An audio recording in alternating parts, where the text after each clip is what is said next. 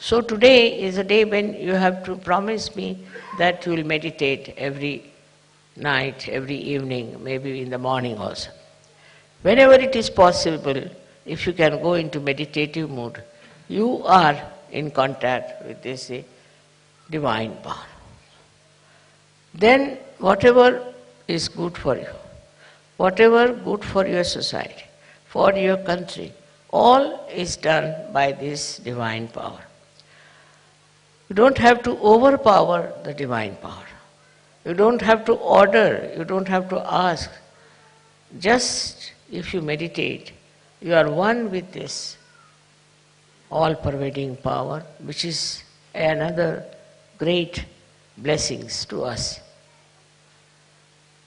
Unless and until your Sahasrara is open, all the blessings of the divine power cannot come to you. Cannot.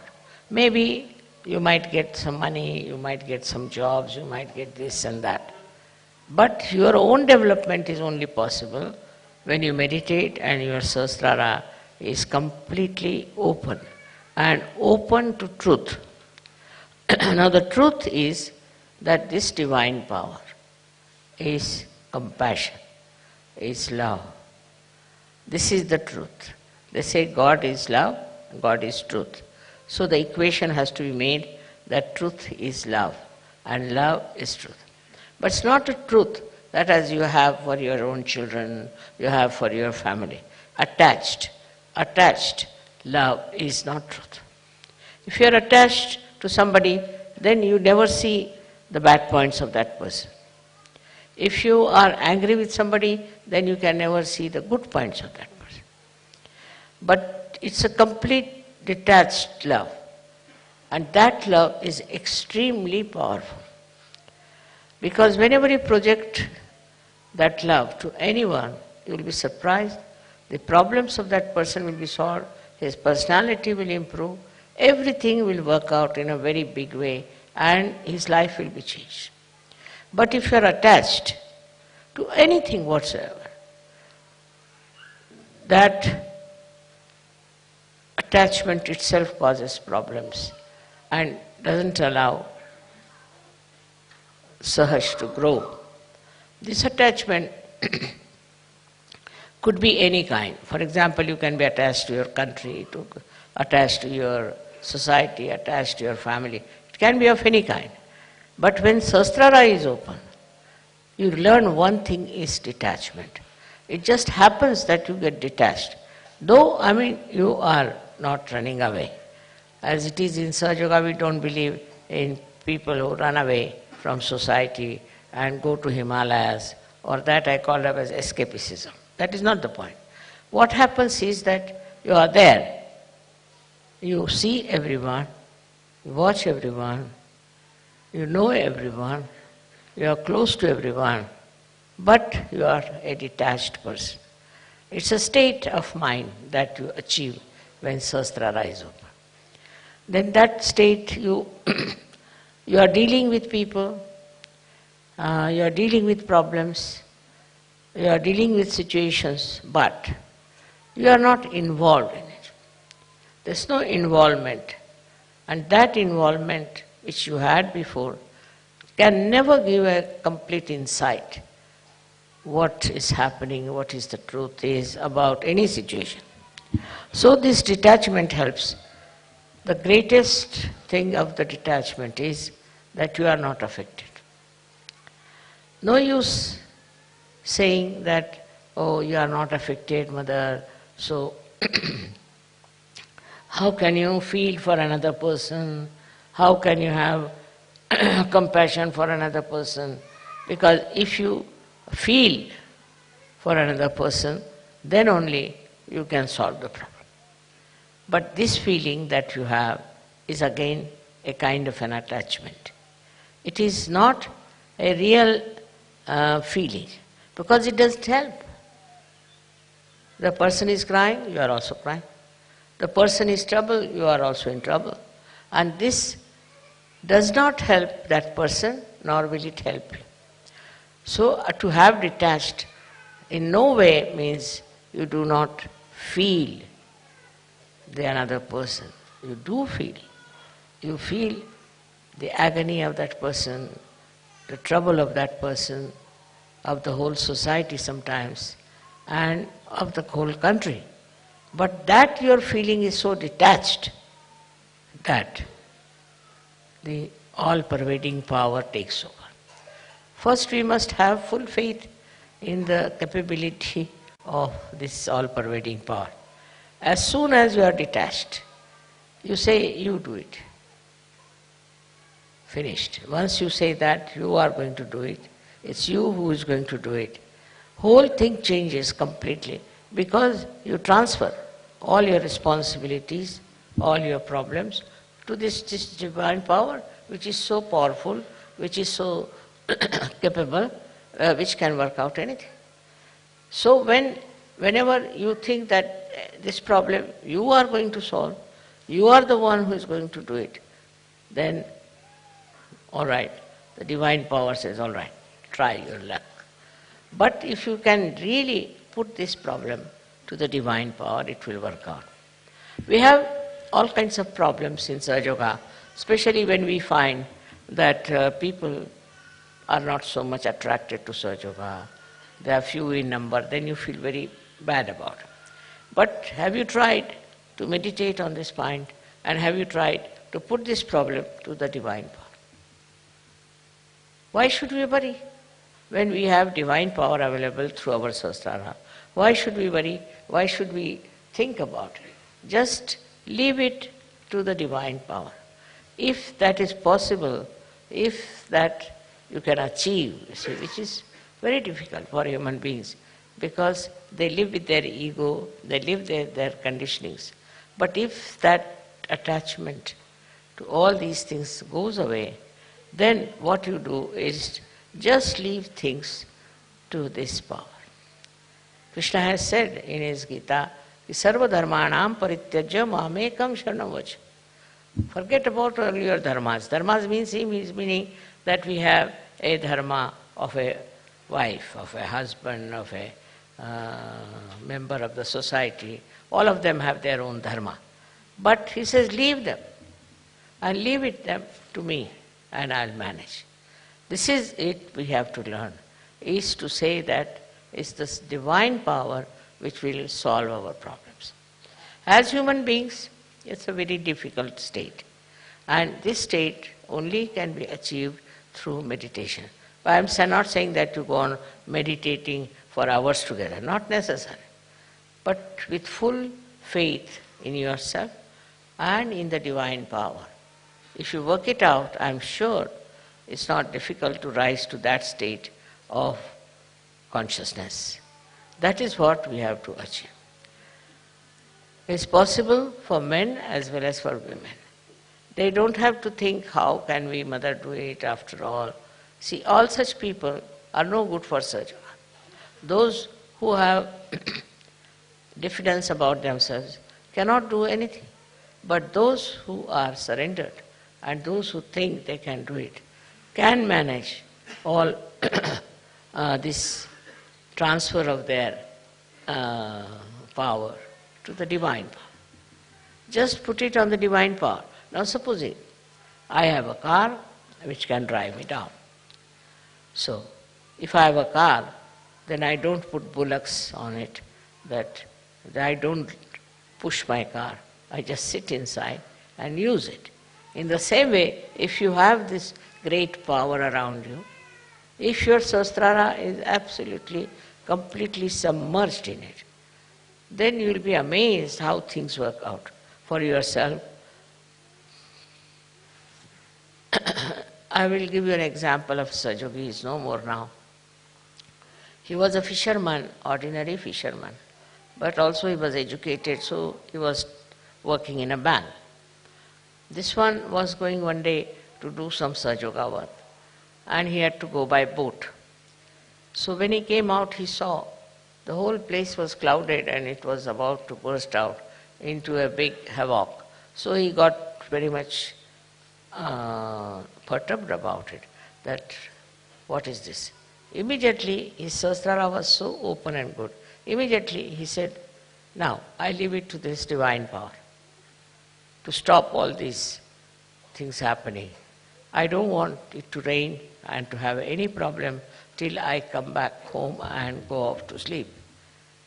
And it was surprising. People told me that, Mother, the clouds and everything were there all throughout, but it did not rain, did not do anything, and there was no chaos of any kind. He went to another island where he had to go, he did Sahaja Yoga and came back. And then when he went to sleep, then only everything started pouring down. So nature, everything, every leaf, every flower, everything is worked out through the divine power. So we should not have our ego that we can do something ourselves, we can manage ourselves. Once you have that kind of a thing, you are not yet that much developed, you are not that much grown up in Sahaja Yoga. But to grow up in Sahaja Yoga should not be difficult for you, because you have guidelines.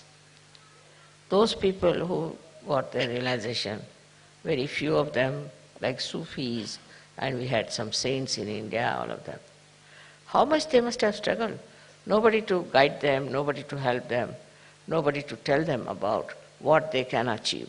And despite that, they were very satisfied people, very happy people, and they worked it out so well. They saw the whole world with another angle, as you can also see. But they were not upset, and they had such self-confidence. They had such knowledge of their own that they achieved through their meditative process. And the way they have written books, some of them are so great. It's very surprisingly how they have achieved these great verses, such full of knowledge. One cannot understand that they had no guidance, nobody was to tell them. But one thing with them was that they always tried to look after their Sahasrara. Now one thing is there obstructing Sahasrara is the movement of your agya into thoughts. That's the only thing. That's the only thing that stops your entry into Sahaja Yoga. Thoughts are coming all the time. Because a human being is born who reacts to everything. React to this and react to that, and the thoughts come in and thoughts go. There's a big crowd of thoughts. Because of that, your attention cannot cross over agya and can reside in the Sahasrara. So first of all, one should see what sort of thoughts are coming. You have to condemn yourself sometimes. You have to say, what nonsense, what have I been doing? What's the matter with me? How could I do all that? Once you start doing that, these thoughts will start disappearing. These thoughts are coming from two angles, one from the ego and another from your conditionings. And these are so much built up within you that they don't allow your agya to be crossed. That's why we have two bija mantras of Ham Ksham. First one is, when it is conditioning, you are endowed with this kind of a fear. I shouldn't do like this, I shouldn't do like that, is not allowed, that is not allowed. That's the conditioning part of it. Conditioning can be of many types. But the ego part of it is that I must overpower everybody, I must get this, I must be able to rule everyone. These two things are there in the mind, which are all the time crossing. So it's important that we should go into thoughtless awareness. And that thoughtless awareness is the real way that your Sahasrara can be nourished by the Kundalini. Because Kundalini cannot go through, cannot pass through.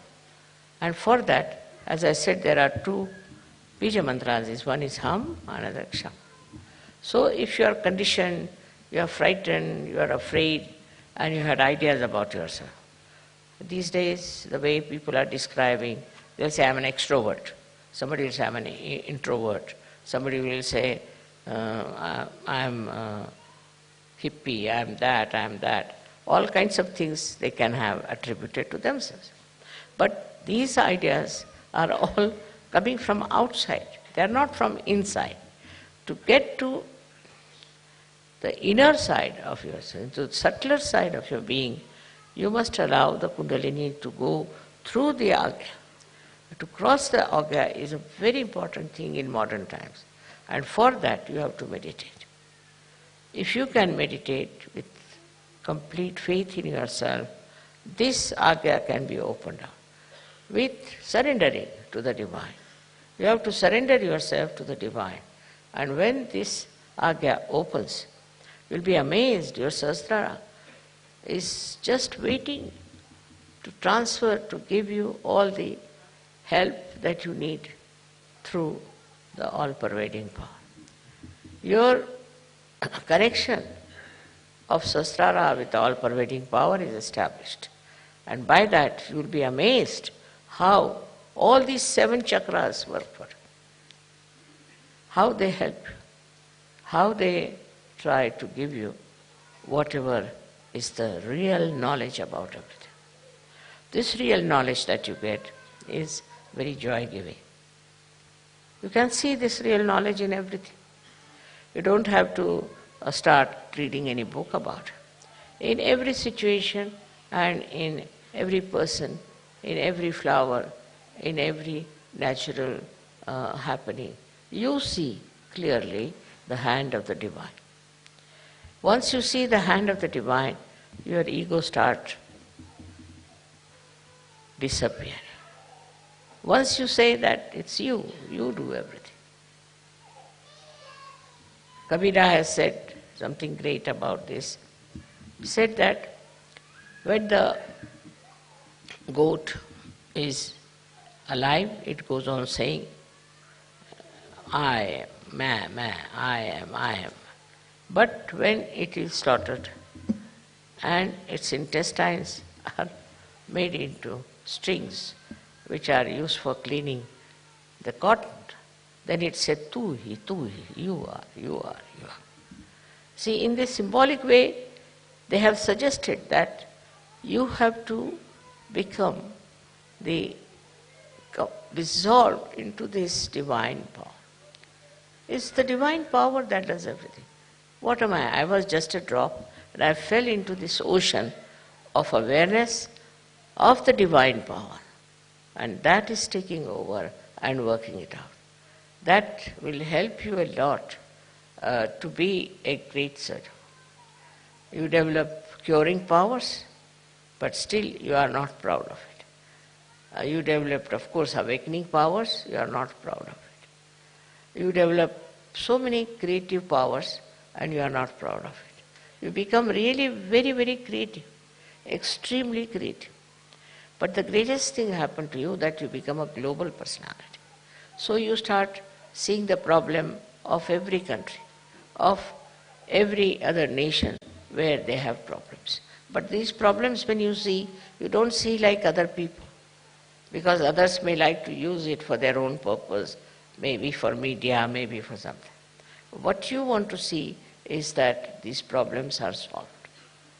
See, your powers are so great with this kind of a mind, I would say, which is dominated completely by the divine power, that whatever disturbs you immediately is taken over and it starts working out. Many problems have been solved by surgery. And also they can be solved on a very universal level. If you are a global person, then what happens is that you become a sort of a vehicle, or you can become like a channel for this divine power to act, because you are purely a global personality. Not attached to this, attached to that, but a pure Sahaja personality which can be used by this divine power very easily.